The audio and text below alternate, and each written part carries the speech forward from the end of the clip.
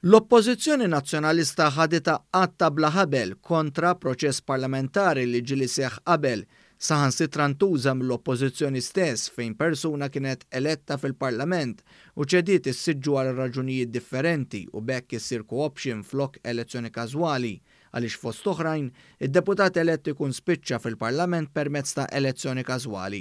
Il-kap tal-Oppożizzjoni tkaża bil-fatt li Gavin Gulija irreżenja mill-Parlament wara elezzjoni każwali li saret biex jimtela s-siġġu tal-professur Edward Scicluna li laħaq gvernatura tal-Bank Ċentrali.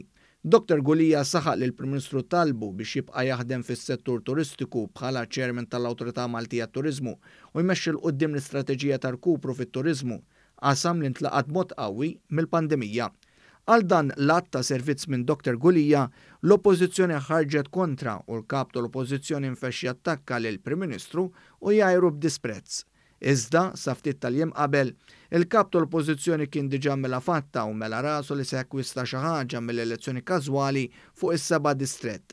Fil-fattu stieden lil Charles Azzoppardi, wieħed mill-kontestanti fl-elezzjoni każwali ta' nhar it-tlieta biex jekk jiġi elett fisem il-gvern jiġi jpoġġi miegħu fuq il-bankijiet tal-Oppożizzjoni. Però jiena m'għandi ebda problema li ikun parti mill-Oppożizzjoni.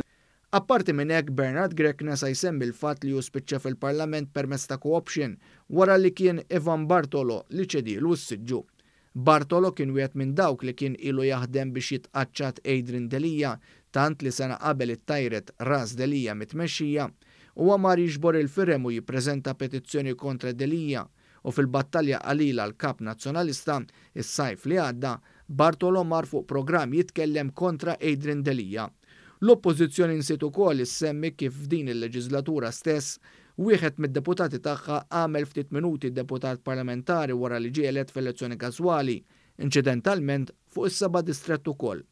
It-tabib Peter Micallef kien ħassiġġu li ċeda Gianpier De Bono u wara li ħal ġurament ta' deputat parlamentari ċedih biex saret il-co-option ħallisa fl-aħħar Delija sar membru parlamentari. Dakinhar il-membri tal-Oppożizzjoni kienu ħabtu fuq il-bankiet tal-Parlament.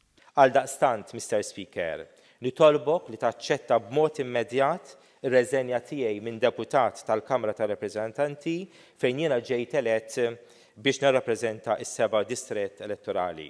Insellem lilek lill-membri kollha tal-Kamra u l-istaff ta' dan il-Parlament li jaħdem dedikazzjoni sħiħa għal ġid ta' din il-Kamra tar-Rappreżentanti. Meta fit-3 ta' Ottubru tal-2017 Peter Micallef għadda littra ta' riżenja, l-Speaker kien sellimlu hekk. Mr. Speaker, qed permezz ta' din-littra nirreżenja b'mod immedjat minn membru tal-Kamra tad-Deputati fejn ġejt elett biex nirrappreżenta s-seba' distrett elettorali.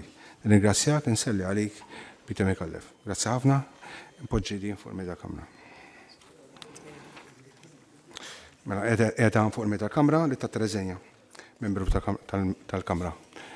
Nsellimlek, fimtek, segwejtek u nawguralek dejja. Grazzi ħafna.